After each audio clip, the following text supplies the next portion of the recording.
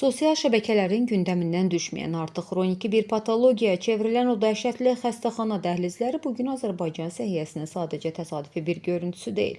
Bu mənzərə əslində icbari tibbi sığorta üzrə Dövlət Agentliyi və təbibin Abşeron sınağından necə rüsvayçı şəkildə kəsildiyinin rəsmi sənədi idarəetmə sükanının boşa fırlandığının vizual sübutudur. Abşeron Tibb Mərkəzi artıq bir müalicə müəssisəsi, bir şəfa ocağı olmaqdan tamamilə çıxıb. Bura insanların həm fiziki dözümünün, həm də insani ləyaqətinin amansızcasına sınağa çəkildiyi nəhəng bir quyruq laboratoriyasına çevrilib.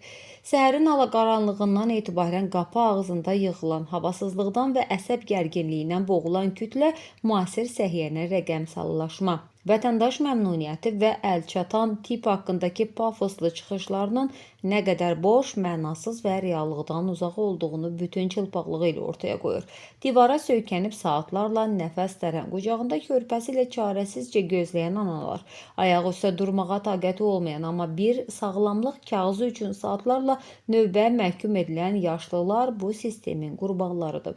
Əgər bir vətəndaş günorta saat 12-yə qədər qəbula düşə bilmirsə və ona qarşı tərəfdən soyuqqanlılıqla limit dolub sabah gələrsə deyilirsə, bu sadəcə bir texniki nasazlıq deyil, bu dövlətin vətəndaşına ayırdığı sığorta imkanlarının deyil, birbaşa idarə etmənin iflic olmasıdır. Abşeron Tibb Mərkəzində hökm sürən bu xaotik mənzərəni, bu idarəetmə böhranını təhlil edərkən bütün oxlar tək bir nöqtəyə, müəssisənin direktoru Səkinə Sadıqovaya və onun qaranlıq keçmişinə yönəlir. Vətəndaşlar xəstəxana dəhlizlərində havasızlıqdan bayılarkən, saatlarla növbə gözləməkdən əsəbləri tarıma çəkilərkən, Səkinə Sadıqovanın fəaliyyəti tamamilə başqa bir müstəvidə, ucuz reklam və saxta PR şouları müstəvisində davam edir.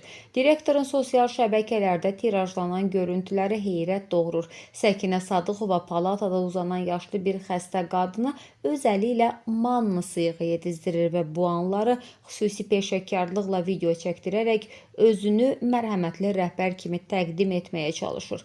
Bu mənzərə səmimiyyətdən nə qədər uzaqdırsa, bir o qədər də vətəndaşın intellekti ilə ələ salmaqdır. Xanım Sadıqova, siz kamera qarşısında bir yaşlı qadına qaşıqla sıyıq yedizdirib bunu PR materialına çevirəndə xəstəxananın qəbul şöbəsində dəhlizlərdə saatlarla həkim üzü görməyi gözləyən, təhqir olunan, vaxtı və sağlamlığı oğurlanan yüzlərlə insanın haqqını kimə yedizdirirsiniz? Sizin manlı PR-ınız o dəhlizdəki körpə ağlamasını, yaşlıların ah naləsini və insanların haqlı qəzəbini ört-basdır edə bilməz.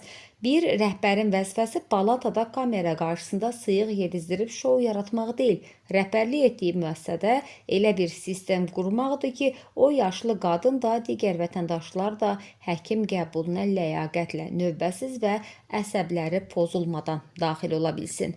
Parlamentdə bu rüsvayçı kadr təyinatları ilə bağlı səslənən təklif əslində səhiyyə idarəçiliyinin sağlamlaşdırılması üçün yeganə çıxış yoludur.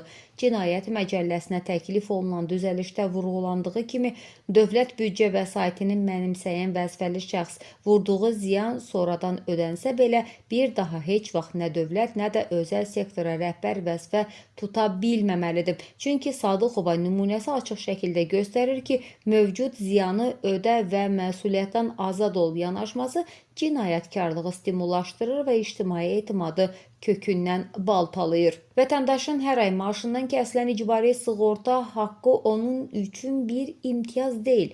Əksinə, xəstəxana qapılarında keçirilməsi mümkün olmayan bir maneələr zolağına çevrilib. Agentlik sığorta zərfinin genişliyindən dəm vurur, amma həmin zərfdən yararlanmaq üçün xəstə adam gərək əvvəlcə o dəhlizdəki psixoloji müharibədən sağ çıxsın. Bir xəstəxana binası nə qədər müasir avadanlıqla, nə qədər bahalı betonla tikilirsə tikilsin, əgər xəstə həkimə çatmaq üçün saatlarla ayaq üstə havasız bir məkanda çürüməyə məhkumdursa, o divarlar sadəcə ruhsuz bir beton yığınıdır. Görünən odur ki, təbib rəhbərliyi problemi kökündən həll etmək, peşəkar və dürüst kadrlarla işləməyə əvəzinə mənimsəmə faktı ilə qovulmuş kadrları yenidən dövriyyəyə salıb, yola vermə strategiyasını seçib.